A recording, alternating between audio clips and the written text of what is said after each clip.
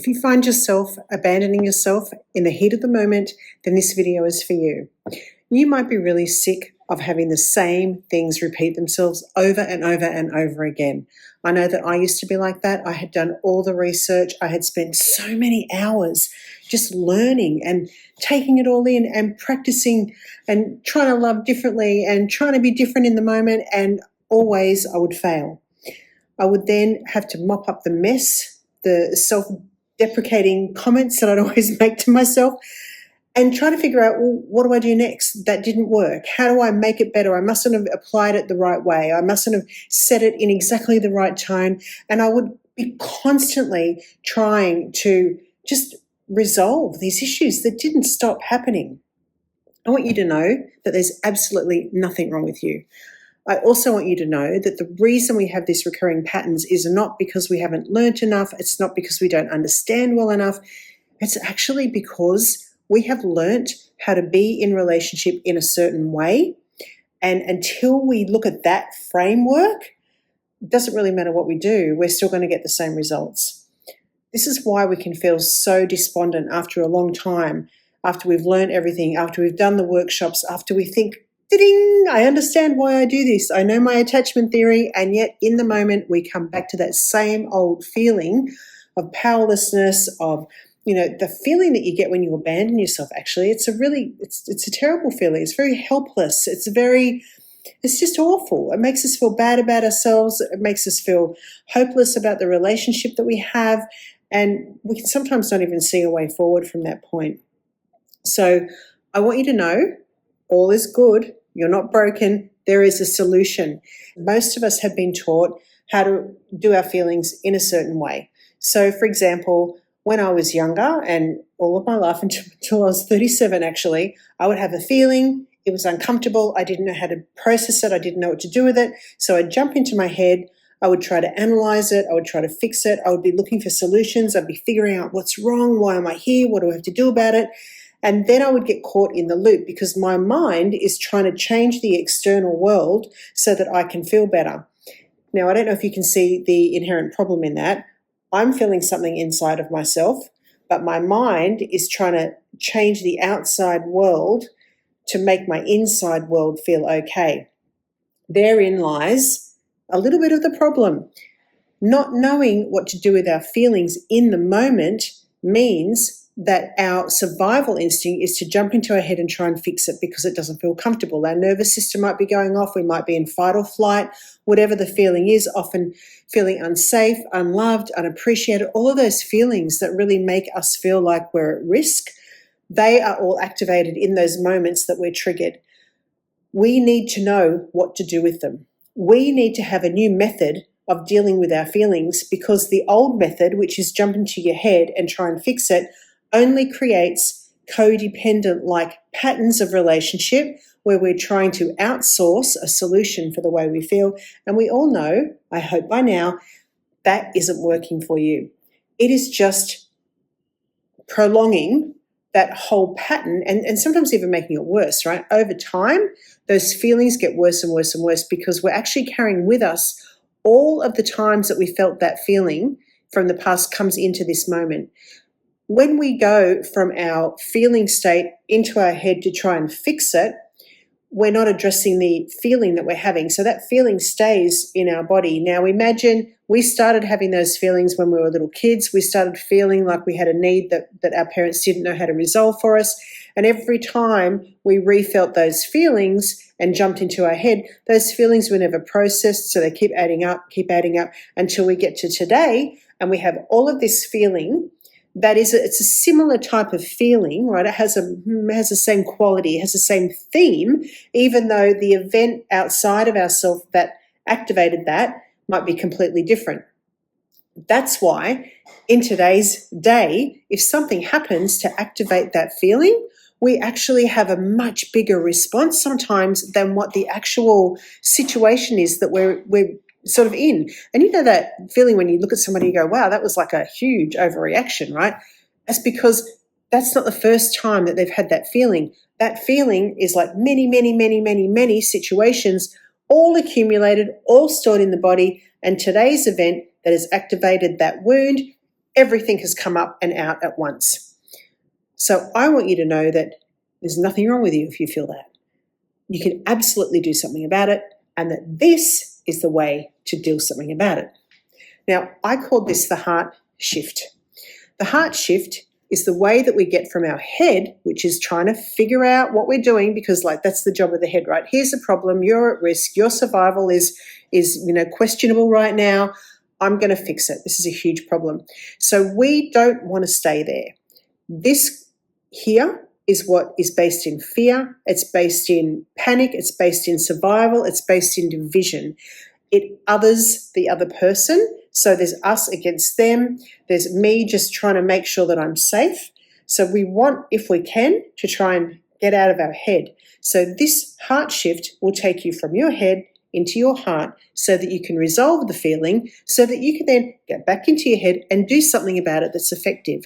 You might notice that you have all of the communication skills in the world, but perhaps even that doesn't work. Perhaps in the moment, if you're emotionally agitated, if you've got an emotional charge, it doesn't matter how nicely you speak or how good your communication skills are, they still will land flat. And you'll still be thinking, well, what happened there? I thought I knew what I was doing here.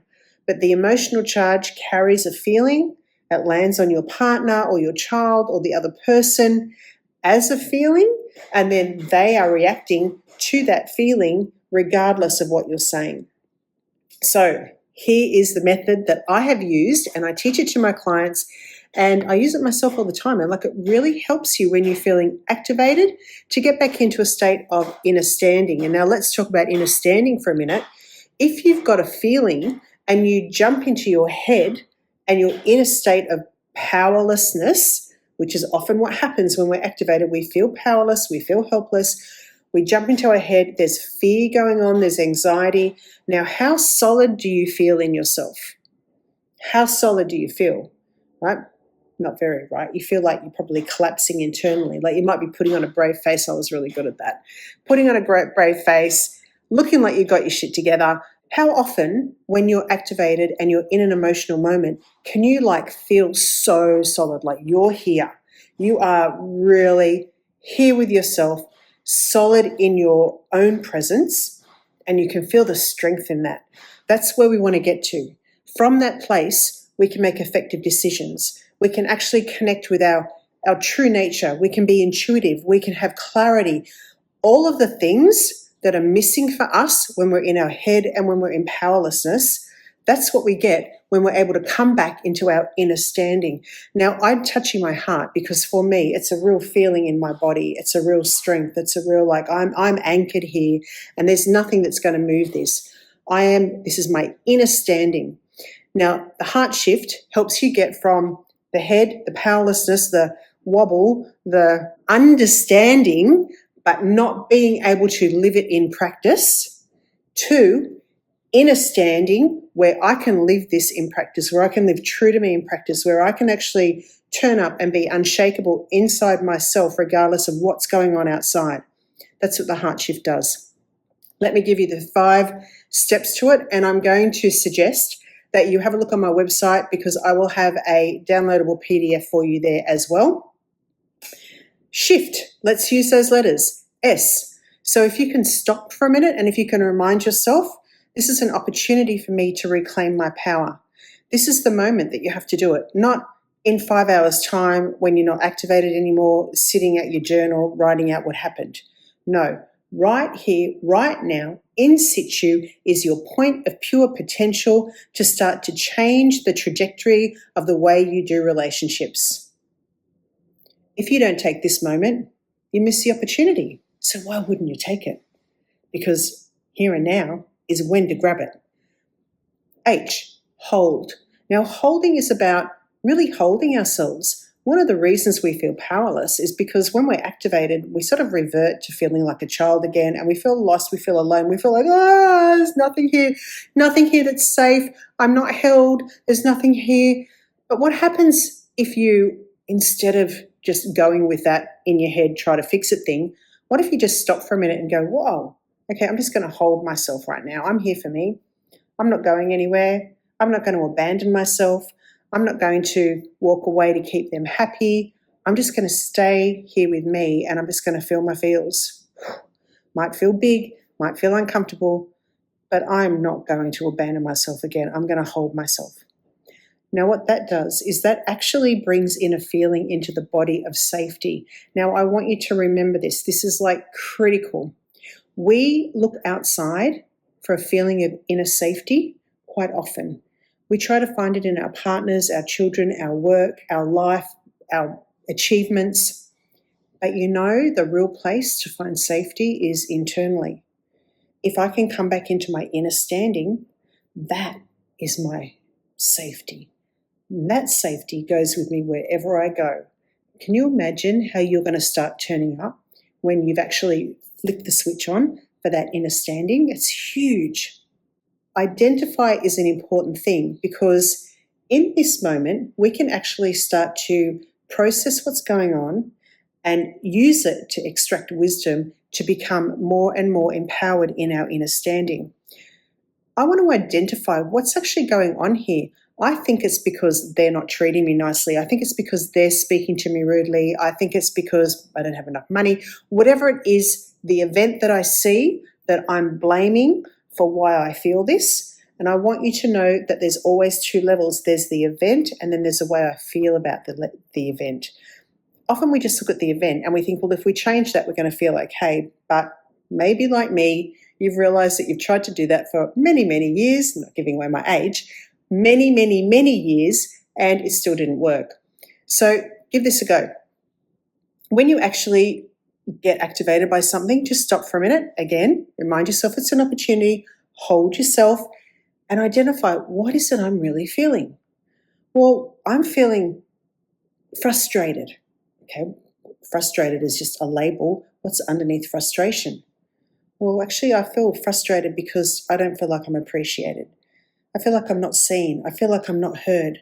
So can you see you really getting in touch with the emotional need? I have an emotional need to be seen right now. Why wouldn't you have? That was probably a need that you had as a child that maybe didn't get met by your parents because they might not have known how to do it. So when you can identify the need, that's when you start to really find the solutions that you need right now in your being to take you from feeling separate from your true power back into your truth.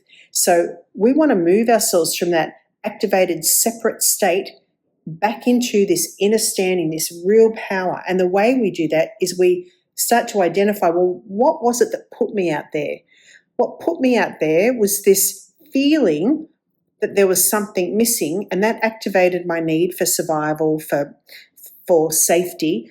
And that need that was activated might have been, I feel unseen. Now, as a child, if I felt unseen, I would have felt very unsafe because if my family can't see me, they are my protection mechanism to survive in this world.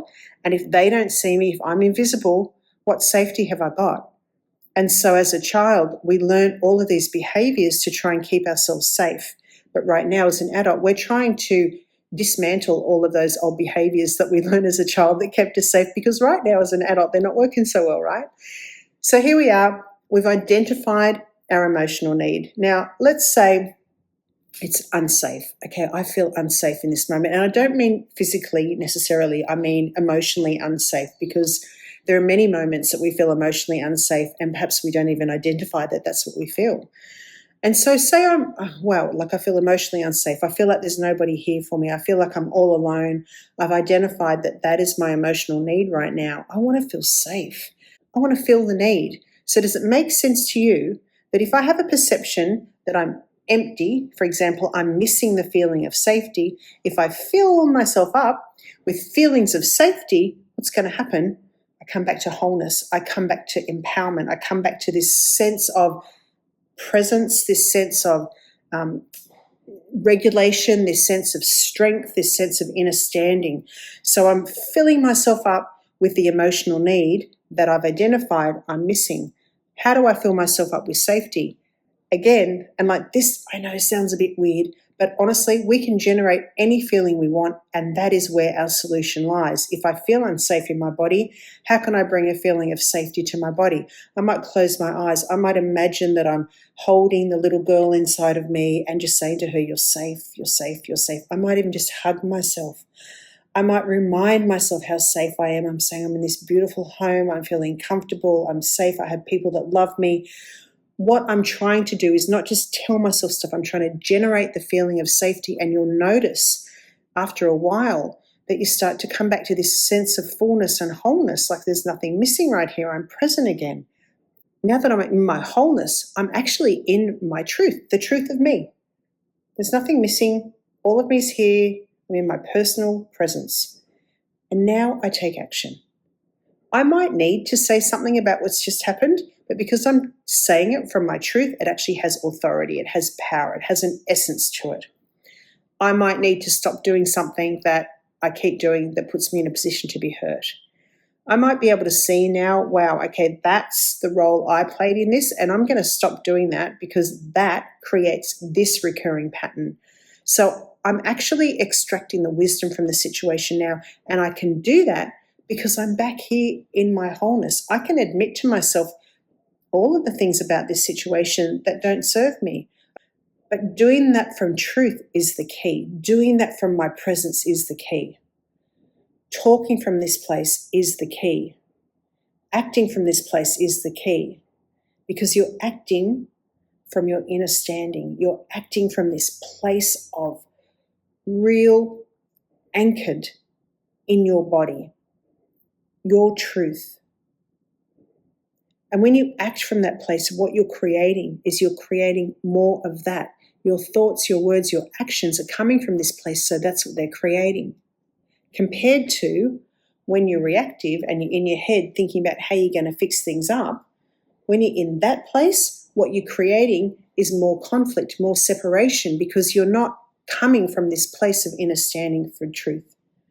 So you're creating a life that's actually going to be richer, more fulfilled, more connected, because you're more connected to you. So next time you're in a moment, try the shift method. SHIFT. Learn them. Stop, hold, identify, feel, truth. Extract the wisdom from that moment so that you don't have to repeat it again in the future, and you will find that your life becomes a lot more natural and easy. If you haven't subscribed, please do, and I would love to invite you to share this with somebody that you think might be able to use this video and the information in it. Also, if you've got a few minutes, why not check out the Heart Alive quiz? It's so good to have you here as part of my community. Sending love.